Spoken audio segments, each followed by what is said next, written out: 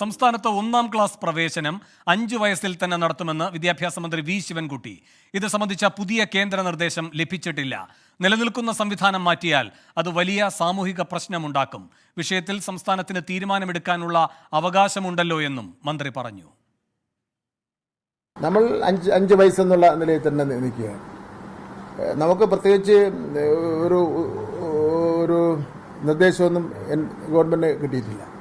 ചിലപ്പോൾ എനിക്ക് കിട്ടുമായിരിക്കാം. എന്ന് മാത്രമല്ല, ഇപ്പോൾ പെട്ടെന്ന് ഒരു സംവിധാനം നിൽക്കുന്ന ഒരു സംവിധാനത്തെ മാറ്റിയാൽ അത് വലിയ സാമൂഹിക പ്രശ്നം തന്നെ ഉണ്ടാകും.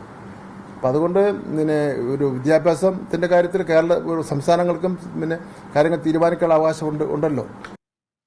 SSLC ഹയർ സെക്കൻഡറി പരീക്ഷകൾക്കുള്ള ഒരുക്കങ്ങൾ പൂർത്തിയായെന്നും വി ശിവൻകുട്ടി പറഞ്ഞു. അഖിൽ ഷാ അൻസാർ തിരുവനന്തപുരത്ത് നിന്ന് ചേരുന്നു കൂടുതൽ വിവരങ്ങളുമായി. അഖിൽ ഷാ, ഒന്നിലധികം തവണ കേന്ദ്ര നിർദ്ദേശം വന്നതാണ്. ഇപ്പോൾ ശാസനാരൂപത്തിലുള്ള അറിയിപ്പുണ്ടായി എന്നും റിപ്പോർട്ടുകൾ ഉണ്ടായിരുന്നു.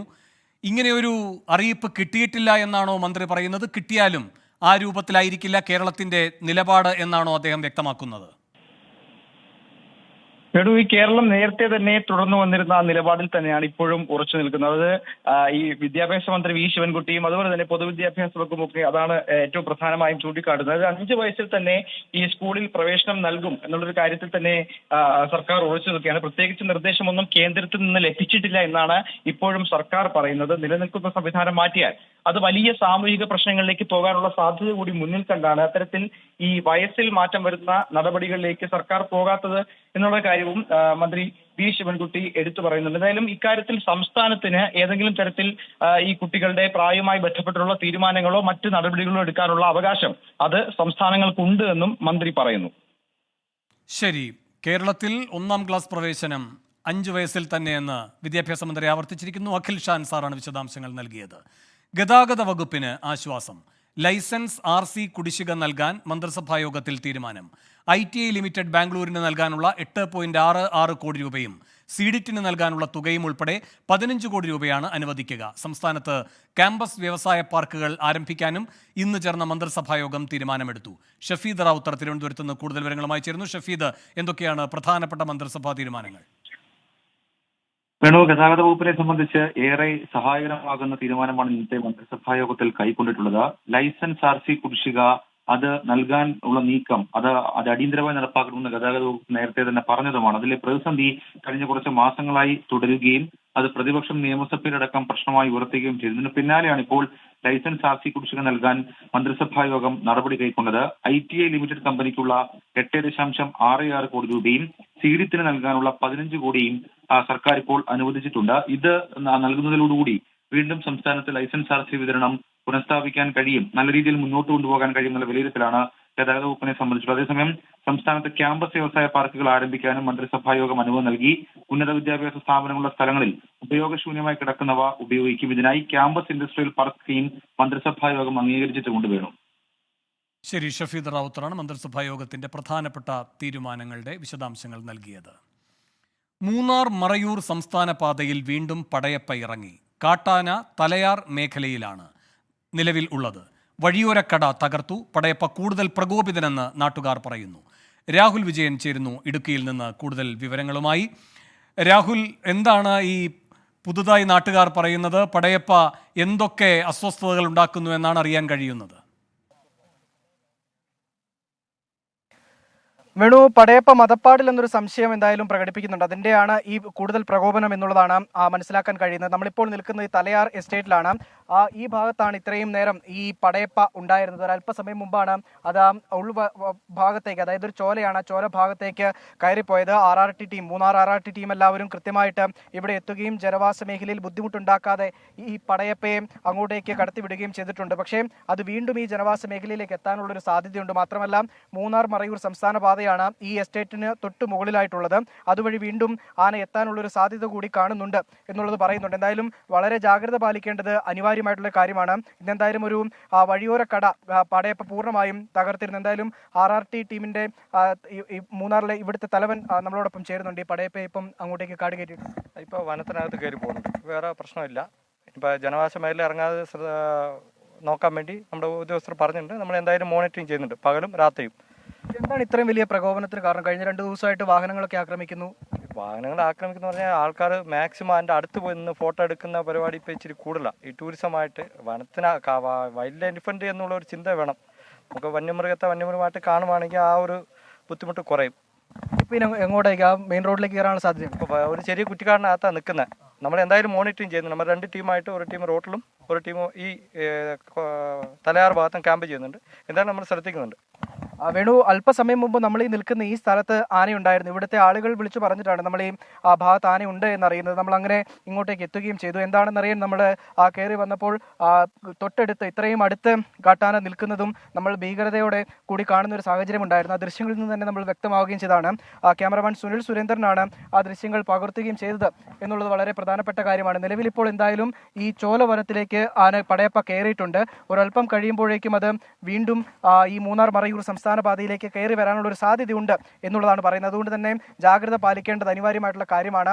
നമ്മൾ പറയേണ്ട പ്രധാനപ്പെട്ട മറ്റൊരു കാര്യം, ഈ പടയപ്പയെ, അതായത് ഇപ്പോൾ ഈ മതപ്പാടിലുള്ള പടയപ്പയെ പിടികൂടി കാട് കടത്തണമെന്നുള്ളൊരു ആവശ്യം മുന്നിൽ വെച്ചുകൊണ്ടാണ് മൂന്നാറിൽ ഇടുക്കി NB ഡീൻ കുര്യാക്കോസ് നിരാഹാര സമരം അനുഷ്ഠിക്കുന്നത്. അതിനിടയിൽ ഇത്തരം സാഹചര്യങ്ങൾ ഉണ്ടാകുമ്പോൾ സ്വാഭാവികമായിട്ടും അതും കൂടുതൽ ചർച്ചയാക്കാൻ വേണ്ടി ഈ നിരാഹാര സമരം ചെയ്യുന്ന ആളുകൾ മുന്നോട്ട് വരും എന്നുള്ളത് വളരെ പ്രധാനപ്പെട്ട കാര്യമാണ്. എന്തായാലും പടയപ്പ വീണ്ടും പ്രകോപിതനായിരിക്കുന്നു. അത് കൂടുതൽ അക്രമ സ്വഭാവത്തിലേക്ക് നീങ്ങുന്നു, ആളുകൾക്ക് നേരെ പാഞ്ഞെടുക്കുന്നു. എന്തായാലും ജാഗ്രത പുലർത്തേണ്ടത് അനിവാര്യമായിട്ടുള്ള കാര്യമാണ്. അത് മതപ്പാടിലാണ് എന്നുള്ളതാണ് ഏറ്റവും പ്രധാനമായും എടുത്തു പറയേണ്ട കാര്യവും. ശരി, പ്രകോപിതനായി വീണ്ടും പടയപ്പയ്ക്ക് മതപ്പാടുണ്ടെന്നും സംശയം. രാഹുൽ വിജയനാണ് ഇടുക്കിയിൽ നിന്ന് വിശദാംശങ്ങളുമായി ചേർന്നത്. ഹിമാചൽ പ്രദേശിൽ സർക്കാർ അട്ടിമറിക്കാനുള്ള BJP നീക്കത്തിനിടെ നാടകീയ രാഷ്ട്രീയ നീക്കങ്ങൾ. മുഖ്യമന്ത്രി സുഖ്വീന്ദർ സിംഗ് സുഖുവിനെ മാറ്റി സർക്കാരിനെ നിലനിർത്താനുള്ള കോൺഗ്രസിന്റെ ശ്രമത്തിന് തിരിച്ചടി. മുഖ്യമന്ത്രി സ്ഥാനം രാജിവെക്കില്ലെന്ന് സുഖ്വീന്ദർ സിംഗ് പറഞ്ഞു. ഭൂരിപക്ഷം തെളിയിക്കുമെന്നും മുഖ്യമന്ത്രി പറഞ്ഞു. അതിനിടെ സർക്കാരിനെ പ്രതിരോധത്തിലാക്കി പ്രമുഖ നേതാവ് വിക്രമാദിത്യ സിംഗ് മന്ത്രിസഭയിൽ നിന്നും രാജിവെച്ചു. പ്രിയങ്ക ഗാന്ധിയുടെ നേതൃത്വത്തിലാണ് പ്രതിസന്ധി പരിഹരിക്കാനുള്ള നീക്കങ്ങൾ കോൺഗ്രസ് നടത്തുന്നത്. വിവരങ്ങളുമായി രാധാകൃഷ്ണൻ ചേരുന്നു. രാധാകൃഷ്ണൻ, ഈ സുഖ്വീന്ദർ സിംഗ് സുഖു ഹൈക്കമാൻഡിന് വഴങ്ങുന്നില്ല എന്നാണോ, അതല്ല വിമതരെ അടക്കം സ്വന്തം പാളയത്തിലേക്ക് കൊണ്ടുവന്ന് അവിശ്വാസം നേരിടാൻ കഴിയും എന്ന വിശ്വാസമാണോ പ്രകടിപ്പിക്കുന്നത്?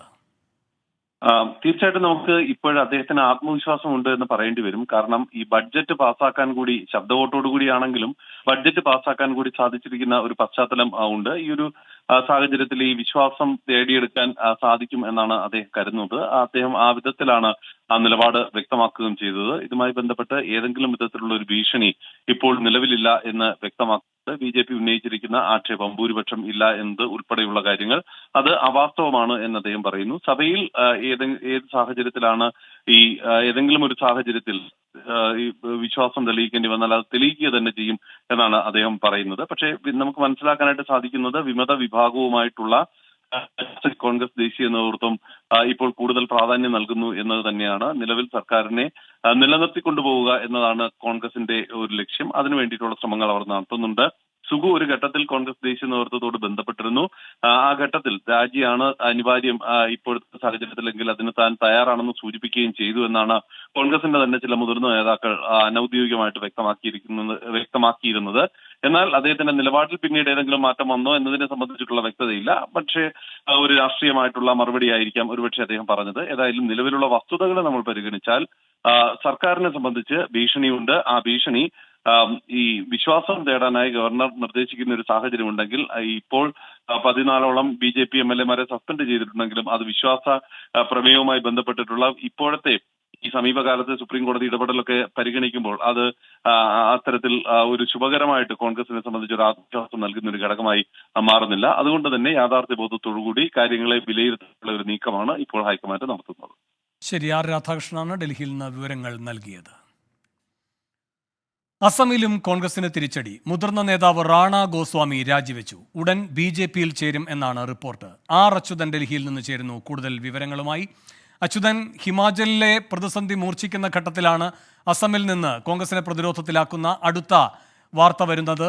എന്താണ് ഈ പ്രതിഷേധത്തിന്റെ കാരണം? കോൺഗ്രസ് അതിനെ എങ്ങനെ നേരിടാനൊരുങ്ങുന്നു?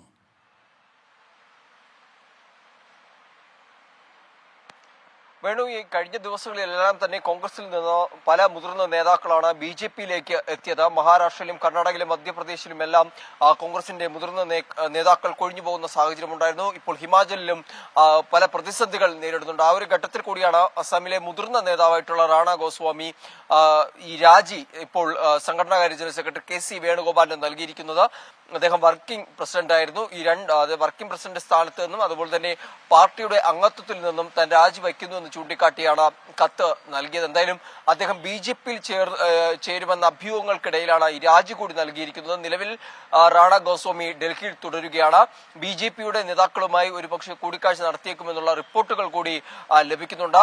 അസമിൽ കോൺഗ്രസിനെ സംബന്ധിച്ച ഈ ഒരു തെരഞ്ഞെടുപ്പ് അടുത്ത വേളയിൽ വലിയ തിരിച്ചടികളാണ് ഉണ്ടായിരിക്കുന്നത്. ഒപ്പം തന്നെ ഈ റാണ ഗോസ്വാമി BJP-യിൽ ചേരുമോ എന്നുള്ള വാർത്തകളിൽ അസം മുഖ്യമന്ത്രി ഹിമന്ത ബിശ്വ ശർമ്മ പ്രതികരിച്ചത് അദ്ദേഹം കോൺഗ്രസിന്റെ ശക്തനായ നേതാവാണ്, അദ്ദേഹം BJP-യിലേക്ക് വന്നാൽ അത് സ്വാഗതം ചെയ്യും. എന്തായാലും നിലവിൽ അദ്ദേഹം ഒരു തരത്തിലുള്ള ആശയവിനിമയം നടത്തിയിട്ടില്ല എന്നായിരുന്നു ഹിമന്ത ഇതുമായി ബന്ധപ്പെട്ട് പ്രതികരിച്ചിരിക്കുന്നത്. എന്തായാലും വടക്കുകിഴക്കൻ മണ്ണിലും ഇപ്പോൾ കോൺഗ്രസിന് തിരിച്ചടികൾ ഈ തെരഞ്ഞെടുപ്പ് അടുത്ത വേളയിൽ ലഭിക്കുകയാണ്. വേണു, ശരി, അസമിലും കോൺഗ്രസിന് തിരിച്ചടി. മുതിർന്ന നേതാവ് BJP-യിലേക്ക് ചേരാനൊരുങ്ങുന്നു. R. അച്യുതനാണ് ഡൽഹിയിൽ നിന്ന് വിവരങ്ങൾ നൽകിയത്. 3ാം സീറ്റ് എന്ന പിടിവാശി ഉപേക്ഷിച്ച് ഒടുവിൽ മുസ്ലിം ലീഗിന്റെ സ്ഥാനാർത്ഥി പ്രഖ്യാപനം. ലീഗ് മത്സരിക്കുക 2 സീറ്റിലെന്ന് സാദിഖ് അലി തങ്ങൾ അറിയിച്ചു. മലപ്പുറത്ത് ET മുഹമ്മദ് ബഷീറും പൊന്നാനിയിൽ അബ്ദുസമദ് സമദാനിയുമാണ് ലീഗ് സ്ഥാനാർത്ഥികൾ. അടുത്ത രാജ്യസഭാ സീറ്റ് ലീഗ് ഉറപ്പിച്ചെന്നും അതിൽ ആര് മത്സരിക്കും എന്ന് പിന്നീട് തീരുമാനിക്കുമെന്നും തങ്ങൾ വ്യക്തമാക്കി. കേരളത്തിൽ മലപ്പുറം ലോക്സഭാ മണ്ഡലത്തിൽ ശ്രീ ET മുഹമ്മദ് ബഷീർ സാഹിബാണ്. പൊന്നാനിയിൽ ശ്രീ അബ്ദുസമദ് സമദാനി സാഹിബാണ്. തമിഴ്നാട്ടിലെ രാമനാഥപുരത്ത് നവാസ് ഗനിയാണ്, സിറ്റിംഗ് MP ആണ്. അദ്ദേഹം മുസ്ലിം ലീഗിന്റെ സ്ഥാനാർത്ഥിയായി മത്സരിക്കുന്നു. ഇനിയിപ്പോൾ ഈ 3 സ്ഥാനാർത്ഥികളുടെ വിജയത്തിന് വേണ്ടി എന്നതുപോലെ തന്നെ എല്ലാ ദേശീയ തലത്തിലും അതുപോലെ തന്നെ നമ്മുടെ കേരളത്തിലൊക്കെ തന്നെ എല്ലാ മുസ്ലിം ലീഗും കോൺഗ്രസും ഒക്കെ നേതൃത്വം കൊടുക്കുന്ന മുന്നണിയുടെ വിജയത്തിന് വേണ്ടിയുള്ള പ്രവർത്തനങ്ങളിലാണ് ഇനി നമുക്ക് ശ്രദ്ധ കേന്ദ്രീകരിക്കേണ്ടത്. സിറ്റിംഗ് MP-മാരുടെ മണ്ഡലങ്ങൾ പരസ്പരം വെച്ചുമാറിയത് വിശദീകരിക്കാൻ കഴിയാതെ ലീഗ് നേതൃത്വം. അണ്ടർസ്റ്റുഡ് അല്ലേ എന്ന് കുഞ്ഞാലിക്കുട്ടി പറഞ്ഞപ്പോൾ നേതാക്കന്മാരുടെ സേവനം എല്ലായിടത്തും വേണമെന്നായിരുന്നു തങ്ങളുടെ പ്രതികരണം. പിന്നെ കേരളത്തിൽ UDF ആയിട്ട് നടന്ന ചർച്ചയുടെ അടിസ്ഥാനത്തിൽ രാജ്യസഭാ സീറ്റ് ലീഗിന് തന്നെയാണ്. ഇന്ന് പ്രതിപക്ഷ പത്രസമ്മേളനത്തിൽ പറഞ്ഞു. അപ്പോൾ അതിലൊന്നും അതിൻ്റെ അപ്രോപ്രിയേറ്റ് ടൈമിൽ സ്ഥാനാർത്ഥിയെ പ്രഖ്യാപിക്കും എന്നാണ് തങ്ങൾ പറഞ്ഞത്.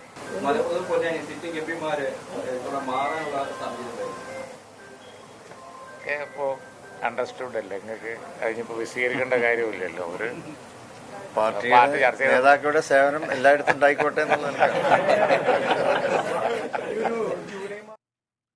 ലീഗിന്റെ ഔദ്യോഗിക പ്രഖ്യാപനം വരും മുൻപേ 3ാം സീറ്റ് ലീഗിനില്ല എന്ന് VD സതീശൻ പ്രതികരിച്ചതും ശ്രദ്ധേയമായി. ലീഗ് സമ്മർദ്ദ ശക്തിയാണെന്ന പ്രചാരണത്തിന് തടയിടാനായിരുന്നു സതീശന്റെ മുൻകൂട്ടിയുള്ള പ്രഖ്യാപനം. രാജ്യസഭാ സീറ്റിൽ ഒരു അറേഞ്ച്മെന്റ് കൂടി ഞങ്ങൾ ചെയ്യാം. സ്വാഭാവികമായിട്ടും അടുത്ത രാജ്യസഭാ സീറ്റ് വരുമ്പോൾ ഒരു സീറ്റ് പ്രതിപക്ഷത്തിന് കിട്ടണം, അത് കോൺഗ്രസിന് കിട്ടേണ്ടതാണ്. അത് ഞങ്ങൾ മുസ്ലിം ലീഗിന് കൊടുക്കും. അതിനുശേഷം വരുന്ന പിന്നത്തെ സീറ്റ് അത് കോൺഗ്രസ് എടുക്കും. സമീർ ബിൻ കരീം മലപ്പുറത്ത് നിന്ന് ചേരുന്നു കൂടുതൽ വിവരങ്ങളുമായി. സമീർ, പല തരത്തിൽ ചർച്ചകൾ നടന്നു, 3 വട്ടം. അതിലെല്ലാം തന്നെയും ലീഗിന്റെ പിടിവാശി വളരെ വ്യക്തവുമായിരുന്നു. അതിനുശേഷം ഇത്ര അനുനയത്തോടു കൂടി ഈ കാര്യത്തിൽ ഒരു തീർപ്പുണ്ടായി എന്ന് ലീഗ് നേതൃത്വം പ്രഖ്യാപിച്ചത് എന്തൊക്കെ ഉറപ്പിന്റെ അടിസ്ഥാനത്തിൽ?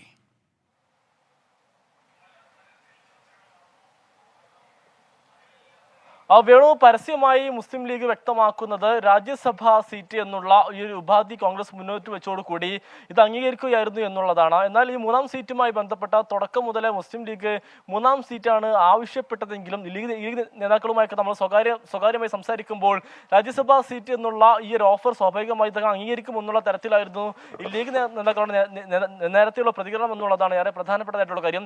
ഈ ഒരു പശ്ചാത്തലത്തിൽ കൂടിയാണ് 3ാം സീറ്റോ അതല്ലെങ്കിൽ രാജ്യസഭയോ എന്നുള്ള ഏതെങ്കിലും ഒന്ന് തങ്ങൾക്ക് ലഭിക്കും, അല്ലെങ്കിൽ അതോടുകൂടി ഈ ഒരു പിടിവാശി അവസാനിപ്പിക്കും എന്നുള്ള ഒരു തരത്തിലായിരുന്നു പ്രതികരണം വന്നിരുന്നത്.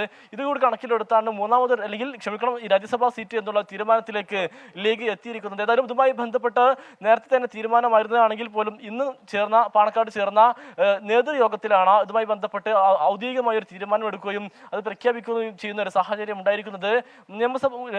മുസ്ലിം ലീഗിന്റെ മറ്റു 2 ലോക്സഭാ മണ്ഡലങ്ങളിലേക്ക് നിലവിൽ മലപ്പുറത്ത് ഇ ടി മുഹമ്മദ് ബഷീർ എംപിയും പൊന്നാനിയിൽ അബ്ദുൽ സമദ് സമദാനിയുമാണ് മത്സരിക്കുന്നത്.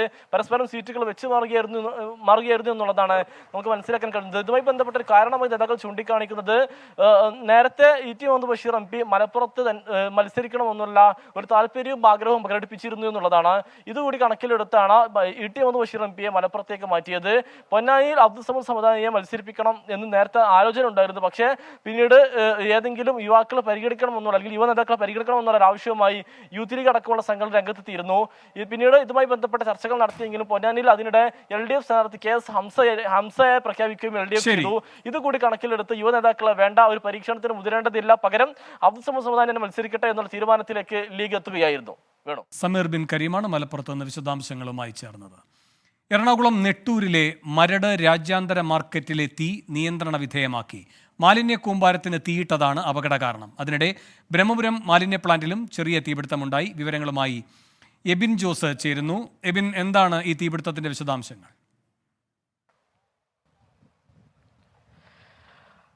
വേണു, ഈ നെട്ടൂരിലെ തീപിടുത്തത്തിന് കാരണമായി പറയുന്നത് ഇവിടെ മാലിന്യ കൂമ്പാരത്തിന് തീ പിടിച്ചതാണ്. ഈ പ്രദേശത്ത് മാർക്കറ്റാണ്, അതുകൊണ്ട് തന്നെ ഈ മാർക്കറ്റിൽ വരുന്ന പ്ലാസ്റ്റിക് ബോക്സുകളടക്കം ഇവിടെ ഉണ്ടായിരുന്നു. അതുപോലെ തന്നെ പുൽ മേടുകളുണ്ട്, അവിടെയും തീ പിടിച്ചിട്ടുണ്ടായിരുന്നു. ഏതായാലും 3 യൂണിറ്റ് ഫയർഫോഴ്സ് സ്ഥലത്തെത്തിയാണ് തീ നിയന്ത്രണ വിധേയമാക്കിയത്. ഏതായാലും ഫയർഫോഴ്സ് തീ അണച്ച് ഇവിടെ നിന്ന് മടങ്ങിയിട്ടുണ്ട്. ഈ മാലിന്യ കൂമ്പാരത്തിൽ നിന്ന് തീ പടർന്നാണ് ഈ പുല്ലിലേക്ക് പടർന്ന് തീ പിടിക്കുകയായിരുന്നു. ഏതായാലും കൃത്യമായി ഇടപെടലിലൂടെ വലിയ തീപിടുത്തം ഉണ്ടാവാതെ അത് അണയ്ക്കാൻ സാധിച്ചു എന്നാണ് നമുക്കിപ്പോൾ മനസ്സിലാക്കാൻ കഴിയുന്നത്. അതോടൊപ്പം തന്നെ ഇവിടെ വ്യാപാര സ്ഥാപനങ്ങളടക്കം അടുത്തുള്ളതാണ്. അത് അങ്ങോട്ടൊന്നും തീ പടരാതെ കൃത്യമായി തന്നെ ഫയർഫോഴ്സിൻ്റെ ഇടപെടലോടുകൂടി തീ അണച്ചിട്ടുണ്ട്. ഇപ്പോൾ ബ്രഹ്മപുരത്തും സമാനമായ രീതിയിൽ തീപിടുത്തം ഉണ്ടായതായിട്ടാണ് നമുക്ക് ലഭിക്കുന്ന സൂചനകൾ. അവിടെയും ഫയർഫോഴ്സിൻ്റെ 4 യൂണിറ്റ് ഉണ്ട്. അത് വലിയ രീതിയിലുള്ള തീപിടുത്തമല്ല, തരംതിരിക്കാതെ മാറ്റിയിട്ടിരിക്കുന്ന ആ മാലിന്യത്തിന് തീ പിടിച്ചതായിരുന്നു. അവിടെയും തീ ഏകദേശം നിയന്ത്രണ വിധേയമായിട്ടുണ്ട് എന്നാണ് നമുക്ക് മനസ്സിലാക്കാൻ സാധിക്കുന്നത്. വേണു. ശരി, നെട്ടൂരിലെ മാർക്കറ്റിലെ തീ നിയന്ത്രണ വിധേയമായിരിക്കുന്നു. എബിൻ ജോസാണ് വിവരങ്ങളുമായി ചേർന്നത്.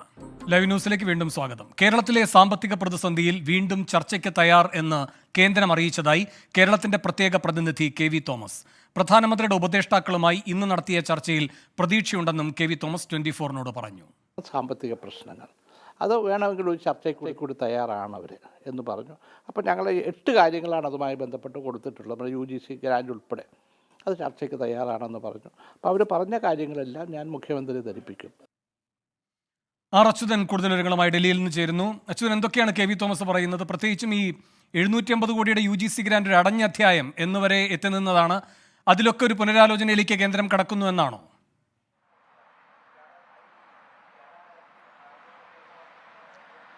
വേണു, തീർച്ചയായിട്ടും. കാര്യം ഒരു കൂട്ടം ആവശ്യങ്ങളാണ് നിലവിലിപ്പോൾ കേന്ദ്രത്തെ അറിയിച്ചിരിക്കുന്നത്. PMO ഓഫീസിലെത്തി ഉപദേഷ്ടാക്കളുമായി ആയിരുന്നു ഇന്ന് ഇതുമായി ബന്ധപ്പെട്ട ചർച്ചകൾ നടന്നത്. അതിൽ പ്രധാനമായിട്ടുള്ള വിഷയങ്ങൾ എന്നുള്ളത് എയിംസ് സംസ്ഥാനത്ത് കൊണ്ടുവരണമെന്നുള്ള ഒരു ആവശ്യം, അതിനോടൊപ്പം തന്നെ കേരളയിൽ 3ാമത് ഈ സാമ്പത്തിക പ്രതിസന്ധിയുമായിട്ടുള്ള വിഷയം. ഈ 3 വിഷയങ്ങളാണ് പ്രധാനമായും ഈ ചർച്ചയിലൂടെ ഉന്നയിച്ചിരിക്കുന്നത്. ഇതിൽ സാമ്പത്തിക പ്രതിസന്ധിയിൽ വീണ്ടും ഒരു ചർച്ചയ്ക്ക് കൂടി വഴിയൊരുങ്ങുകയാണ്. കാരണം ആ ആവശ്യം അറിയിച്ചപ്പോൾ അതിൽ പ്രതീക്ഷയ്ക്ക് വക നൽകുന്ന മറുപടി അത് കേന്ദ്രത്തിന്റെ ഭാഗത്തുനിന്നുണ്ടായി എന്നുള്ളതാണ് KV തോമസ് വ്യക്തമാക്കിയിരിക്കുന്നത്. കാരണം ആദ്യഘട്ട ചർച്ചകൾ, സുപ്രീംകോടതിയുടെ നിർദ്ദേശത്തെ തുടർന്ന് ഉണ്ടായ ചർച്ചകൾ പൂർണ്ണമായും പരാജയപ്പെട്ടു. അന്ന് ധനമന്ത്രി നേരിട്ടെത്തി ഇതിന്റെ ചർച്ചകൾ നടത്തി കേരളത്തിന്റെ ആവശ്യം അറിയിച്ചെങ്കിലും അതിൽ കാര്യമായ ഒന്നും തന്നെ കേന്ദ്രത്തിൽ നിന്ന് മറുപടി ഉണ്ടായിട്ടില്ല. കാരണം ഒപ്പം തന്നെ ഈ സുപ്രീംകോടതിയിൽ കേസ് കൊടുത്തതിലടക്കം അതൃപ്തി കേന്ദ്രത്തിന് നിലനിൽക്കുന്ന ഒരു സാഹചര്യമുണ്ട്. അതുകൊണ്ട് തന്നെ വീണ്ടും ഒരു ചർച്ചകളുടെ സാധ്യതകൾ കൂടി ഇപ്പോൾ അതിനുകൂടി വഴി ഒരുങ്ങുകയാണ്. എന്തായാലും സുപ്രീം കോടതി തന്നെ ഈ വിഷയത്തിൽ നിരീക്ഷിച്ചത്. ചർച്ചയിലൂടെ ഈ സാമ്പത്തിക പ്രതിസന്ധി എന്ന വിഷയത്തിൽ പരിഹാരം കാണാൻ കഴിഞ്ഞാൽ അതായിരിക്കും ഗുണകരമായി ഉള്ളത്. കാരണം ഈ സാമ്പത്തിക നയത്തിന് അടക്കം ഇടപെടാൻ സുപ്രീം കോടതിക്കും പരിമിതികളുള്ള ഒരു വിഷയമാണ്. അതുകൊണ്ട് തന്നെയാണ് ഈ ചർച്ചകളുടെ സാധ്യത തുറന്നത്. അതിലെന്തായാലും ചർച്ചകൾ നടക്കും. ഇന്ന് വൈകിട്ട് മുഖ്യമന്ത്രിയെ കണ്ട് ഈ വിഷയങ്ങളെല്ലാം അവതരിപ്പിക്കും. സംസ്ഥാനത്തിന്റെ താല്പര്യം അത് കേന്ദ്രത്തെ അറിയിക്കും. തുടർന്നായിരിക്കും ചർച്ചയുടെ തീയതി അടക്കം നിശ്ചയിക്കുക. ഒപ്പം മറ്റ് എയിംസും ഈ കേരളയിലുമായ വിഷയങ്ങളാണ് ഉന്നയിച്ചിട്ടുള്ളത്. നിലവിലെ DPR-ൽ ഒരു മറുപടി അത് ഉടനെ ഉണ്ടാകുമെന്ന് ശരി, R. അച്യുതനാണ് ഡൽഹിയിൽ നിന്ന് വിശദാംശങ്ങളുമായി ചേർന്നത്.